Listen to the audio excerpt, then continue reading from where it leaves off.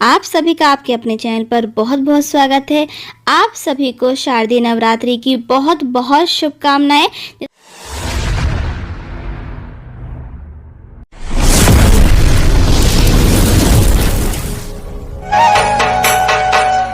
ओम दुम दुर्गाय नमः। जय माता दी। दोस्तों, जैसे कि आप सभी लोग जानते हैं कि नवरात्रि आने वाली है, तो आज मैं आपके साथ संपूर्ण पूजा विधि शेयर करने जा रही हूँ। तो पूरा वीडियो जरूर देखिएगा। आपके मन में जितने भी डाउट होंगे, कोई क्वेश्चन होंगे, वो क्लियर हो जाएंगे इस वीडियो को देखने के बाद।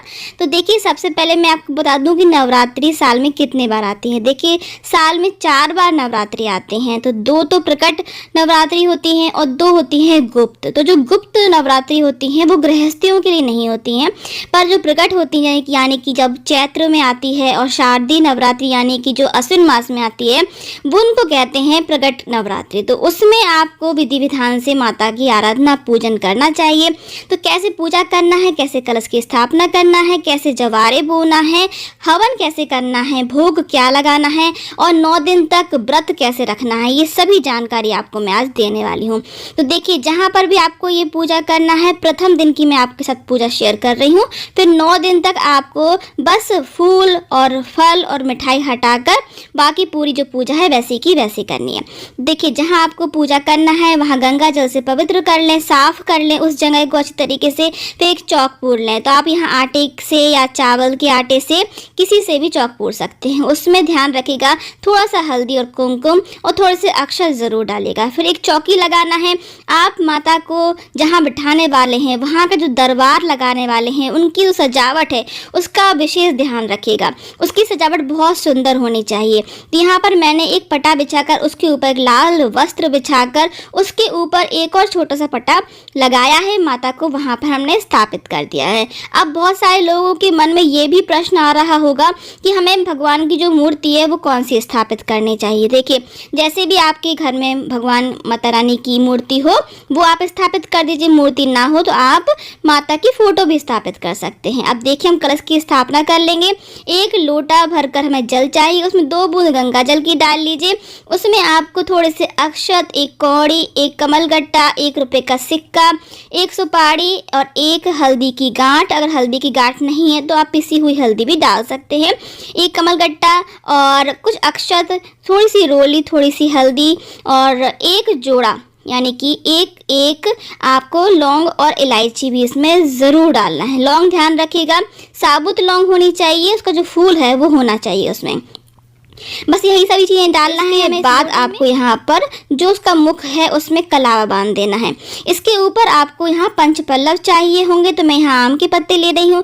अगर किसी भी कारण से आपको आम के पत्ते ना मिले तो अशोक के पत्ते तो हर जगह मिल ही जाते हैं, तो वो भी आप ले सकते। अब आपको एक यहाँ जटा वाला पानी वाला नारियल चाहिए, तो मैंने इसके ऊपर कलावा भी बांधा है और छोटी सी एक चुनरी भी बांधी है। अब माता के सीधे हाथ पर हम कलश की स्थापना करेंगे। तो यहाँ पर मैंने अष्टदल कमल चावल से बना लिया है। आपको अगर नहीं आता है बनाना तो बस आप थोड़े से अक्षत रखकर भी आप अपने कलश को रख दीजिए, तो भी आपका जो कलश की स्थापना है वो मानी जाएगी। इसके ऊपर हमने जो नारियल रखा है उसका मुख ध्यान रखिएगा, उसका मुख आपकी तरफ होना चाहिए। अब देखिए, यहाँ पर हमने जो दिया लिया है वो थोड़ा बड़ी साइज का लिया है, क्योंकि आप अगर चाहें तो आप अखंड ज्योति भी जला सकते हैं। अगर अखंड ज्योति जला रहे हैं तो दीपक आपको बड़ा चाहिए होगा। उसके अंदर जो मैंने कलावा वाली बाती डाली है वो भी बहुत बड़ी वाली बाती है, जिससे कि आपकी बाती 9 दिन तक चलती रहेगी। अब इस दीपक में हमने डाल दिया है तिल का तेल। अगर आपके पास तिल का तेल ना हो तो आप घी की बाती से भी जला सकते हैं, बाकी और कोई तेल इस्तेमाल मत कीजिएगा। घी तेल का आप ज़रूर ध्यान रखिएगा अगर आप 9 दिन के लिए अखंड ज्योति जला रहे हैं। अगर 9 दिन नहीं जला पा रहे हैं तो सुबह शाम की आरती के लिए और पूजा करने के लिए आप जला सकते हैं। और इसके बाद देखिए, आपको यहाँ जवारे बोने हैं, क्योंकि हम ये संपूर्ण पूजा कर रहे हैं। अगर आप चाहें तो बिना कलश स्थापना और बिना अखंड ज्योति की भी पूजा कर सकते हैं। उसकी वीडियो चैनल पर आ चुकी है, आप देख लीजिएगा। अब जो हमने मिट्टी का पात्र लिया है वो थोड़ा चौड़ा लेंगे, हम ध्यान रखिएगा। उसको भी हम थोड़ा सा गंगा जल से पवित्र कर देंगे, हल्दी से, रोली से उसको हम टीक लेंगे। इसमें जो भी आप मिट्टी का इस्तेमाल करने वाले हैं तो उसको ध्यान रखिएगा, उसको छांट लीजिए, उसमें से कंकड़ पत्थर निकाल दीजिए और उसको छान कर ही यूज़ कीजिएगा। नहीं तो अपने गार्डन की कोई भी मिट्टी आप ले सकते हैं, बस वो साफ़ होना चाहिए, शुद्ध होना चाहिए। अब इसके ऊपर देखिए मैंने यहाँ पर जौ बिछा दिए। जौ जो लिए मैंने वो अच्छे से छांट लिए थे, धो लिए थे, उनको भिगो कर रख दिया था। भिगोने से क्या होता है, अगर आप 2-3 घंटे भी भिगो कर रख देंगे तो आपके जो जवारे हैं वो बहुत जल्दी अंकुरित हो जाएंगे, बहुत जल्दी इसमें से जो कॉपें हैं वो निकल आती हैं। तो आप इस तरीके से इस्तेमाल कर सकते हैं। अगर जौ नहीं है तो आप गेहूँ भी डाल सकते हैं, और अगर आप चाहें तो सख्त अनाज भी डाल सकते हैं। तो माता के हमने उल्टे हाथ पर, लेफ्ट हैंड पर जवाए रख दिए हैं और अपने दीपक को भी रख दिया है। इसके बाद आपको अपनी जो पूजा है वो शुरू करनी है। दीपक को जलाने के बाद ही हमारी जो पूजा है वो शुरू होती है। थोड़े से अक्षर, थोड़े से पुष्प ले लेंगे हाथों में, माता का आवाहन करेंगे। जो भी आपको मंत्र आता हो वो माता के सामने बोल दीजिए और आवाहन कीजिए, हे माता रानी, मैं आपको 9 दिन के लिए स्थापित कर रही हूँ, मेरी जो पूजा है उसको सफल कीजिएगा। अगर हमसे कुछ भी त्रुटि हो जाती है, भूल हो जाती है, उसे माफ़ कीजिएगा। और जय माता दी कहते रहिए। अपने मन में जो भी आपको मंत्र आते हैं वो मन में कहते रहिए। माता का स्मरण आप भाव से करते रहिए और ये पूजा को शुरू कीजिए। अब देखिए सभी जगह थोड़ा थोड़ा गंगा जल छिड़क देंगे। हमने एक तरफ हमारे जो गणपति जी हैं उनको भी विराजमान कर दिया। मेरे पास एक यहाँ छोटी सी माला है मोती की, तो वो मैं पहना रही हूँ। आपके पास जितने से भी अच्छे श्रृंगार के सामान रखे हो वो माता को सजाने के लिए बहुत अच्छे से इस्तेमाल कीजिएगा। माता रानी जो होती हैं वो हमारे भाव देखती हैं, इसीलिए आप भाव से उनकी पूजा करेंगे तो कम सामान में भी आपकी जो पूजा है वो सफल हो जाएगी। तो सबसे पहले हम गणपति जी का पूजन करेंगे, हमारे कलश का, नारियल का पूजन करेंगे, दीपक का पूजन करेंगे, हमारे जवारों को भी टीक देंगे। फिर अपने माता रानी को हम टीकेंगे। माता रानी को हम यहाँ पर हल्दी, रोली, सिंदूर सभी चीज़ों से पूज लेंगे अच्छी तरीके से। उनका जो सिंह है उसको भी हम पूज लेंगे। इस त्यौहार में यानी कि नवरात्रि के त्यौहार में माता के 9 स्वरूपों की पूजा होती है। तो पहला जो दिन होता है माता शैलपुत्री का होता है। 9 माताएं कौन कौन सी हैं वो भी आपको पता होना चाहिए। जय माँ शैलपुत्री, ब्रह्मचारिणी, चंद्रघंटा, कुष्मांडा, स्कंद माता, कात्यायनी, कालरात्रि, महागौरी, सिद्धिदात्री, नमस्तश्री नमस्तश्री नमस्तश्री नमो नमः।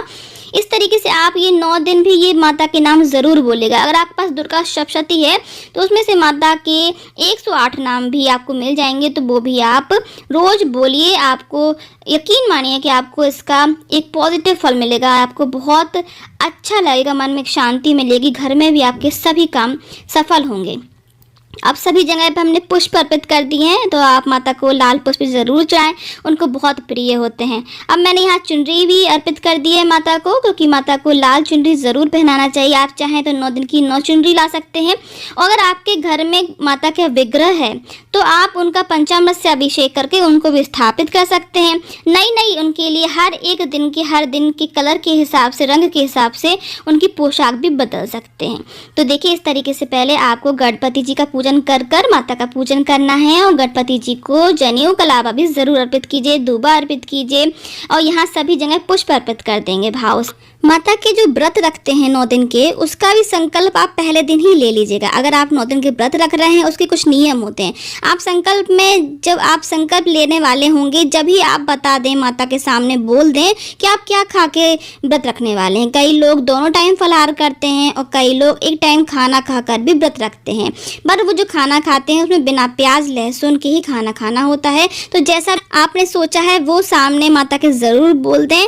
फिर देखिए यहाँ पर आपको जो भोग लगाना है उसमें पान का एक पत्ता ज़रूर आप रखिएगा, उस पर लौंग, इलायची और एक बताशा भी ज़रूर रखिएगा, तभी आपका जो भोग है वो मान्य माना जाता है। क्योंकि माता की पूजा में, खास करके दुर्गा माता की पूजा में, पान के बिना पूजा जो होती है वो अधूरी मानी जाती है। इसके साथ ही मैंने बताशे का भी यहाँ भोग लगाया है और थोड़े से मैंने यहाँ पर फलहारी पेड़ों का प्रसाद लगाया है। इसके बाद देखिए माता के 9 दिन में से कभी भी आप एक दिन या फिर आप नवमी के दिन या प्रथम दिन कभी भी जब भी आप चाहें आप सुहाग का सामान ज़रूर अर्पित करें। और एक बात का ध्यान रखें, अगर आप 9 दिन तक माता को जल चढ़ाने जा रहे हैं, जैसे हमारे यहाँ पर जो आसपास कोई माता का मंदिर होता है वहाँ जल ढारने जाते हैं, तो आपको अगर 9 दिन जल ढारने जा रहे हैं तो आपको 9वें दिन या फिर अष्टमी के दिन जो भी आपके यहाँ पूजता होगा वहाँ पर आपको पूजने ज़रूर जाना है। अठवाई, हलवा और जो चने का भोग लगता है वो वहाँ ज़रूर लगाने जाइएगा, तभी आपकी जो पूजा वो सफल होगी। होगी। अब यहाँ मौसमी हमने जो फल हैं वो अर्पित कर दिए हैं। इसके बाद यहाँ पर हम हवन करेंगे। बिना हवन करे माता की कोई भी पूजा अधूरी होती है, इसीलिए हवन ज़रूर करें। अगर आपके पास समय है तो आप 9 दिन में कभी भी कर सकते हैं। अगर आपके पास समय नहीं है तो आप उठते बैठते हवन कर सकते हैं, यानी कि पहले दिन कर लीजिए और आखिरी दिन कर लीजिए। अब यहाँ पर मैंने थोड़ा सा इत्र लगा दिया है, धूप लगा दिया है। माता का जो दरबार है वो हमेशा महकता हुआ होना चाहिए, सुगंधित रहना चाहिए, बात का ध्यान रखिएगा। और जो व्रत रख रहे हैं उसका पारण जब आप करें तो उसका एक अलग नियम होता है। पारण करने का 3 जो नियम होते हैं, उसका वीडियो मेरे चैनल पर है, आप देख लीजिएगा। उसमें से आपको मैं एक नियम जो है सबसे ज़रूरी है वो बता देती हूँ कि आपको अष्टमी या नवमी जो भी आपके यहाँ पूजती होगी उस दिन आपको कन्या पूजन जरूर कराना है। कन्या को भोग लगाने के बाद ही आप अपने व्रत को खोल सकते हैं। और जवारों का दर्शन भी ज़रूर कीजिएगा। और सबसे पहले जो भी चीज़ खाएँ वो फलाहारी हो, पहले फलाहारी खा लें और फिर आप अपना भोजन जो है, जो भी आपने अष्टमी का भोजन बनाया है माता के लिए, वो उससे आप खोलकर अपने जो व्रत हैं उसका पारण कीजिएगा। अब देखिए यहाँ पर हमने हवन कप ले लिया है। देखिए हवन जब हम करते हैं तब हम पहले थोड़ा सा पानी से आचमन कर देते हैं, मतलब थोड़ा सा आवाहन करते हैं और फिर उसके बाद हम थोड़ा टीक देते हैं, उसको टीका लगाते हैं, पुष्प अर्पित करते हैं। और यहाँ पर हम सबसे पहले घी से 5 आहुति देंगे, शुद्ध देसी घी से। उसके बाद 5 आहुति या 7 आहुति, जैसा भी आपके पास समय हो, 11, 21, 51 आहुति आप फिर इस तरीके से दीजिएगा। आपकी जो 3 उंगली हैं उन्हीं से आपको आहुति देना है। और पंच देवताओं का नमः, गुरु मंत्र जो भी है आपका गोत्र, आपका नाम, पति का नाम, ये भी आप ज़रूर बोलेगा इसमें।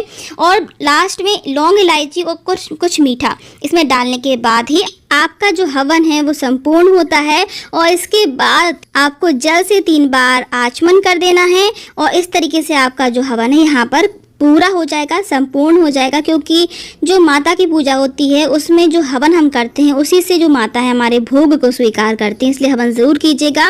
और इसके बाद आप माता के लिए यहाँ पर जल ज़रूर रख दीजिए। अगर आपके पास कोई नई चांदी के या सोने का कोई भी जेवर आया हो तो वो माता को अर्पित करने के बाद ही आप स्वयं उसको ग्रहण कीजिए। ये बहुत ही शुभ होता है। आपके यहाँ पर सभी चीज़ों की ऐसा कहा जाता है कि बढ़ोतरी होगी फिर। तो यहाँ पर देखिए इसके बाद हमें आरती करना है। तो आरती आप कोई भी गा सकते हैं, जो भी आपको याद हो, जो भी आपको आती है वो आप गा सकते हैं। बहुत ही भाव से आरती कीजिए, पूरे समस्त परिवार को साथ में मिलाकर आप पूजा कीजिए, आरती कीजिए। इसके बाद आपको यहाँ पर पाठ भी ज़रूर करना है। जो भी आपको पाठ करना है, या फिर सप्तशती का पाठ करना है, या फिर दुर्गा चालीसा का, या जो भी आपको यहाँ पाठ करना है वो आप पूजा के तुरंत बाद ज़रूर कीजिए।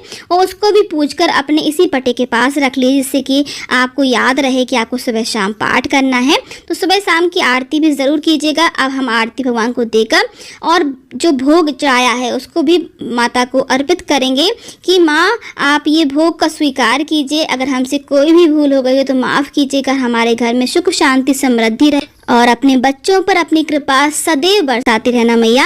हम बस ऐसी ही प्रार्थना करेंगे। आप सभी को नवरात्रियों की बहुत बहुत शुभकामनाएं। अगर आज का ये वीडियो आपको थोड़ा सा भी अच्छा लगा हो तो प्लीज़ लाइक कीजिएगा, ज़्यादा से ज़्यादा शेयर कीजिएगा और न्यू है मेरे चैनल पर तो सब्सक्राइब कर दीजिए। आप सभी का धन्यवाद।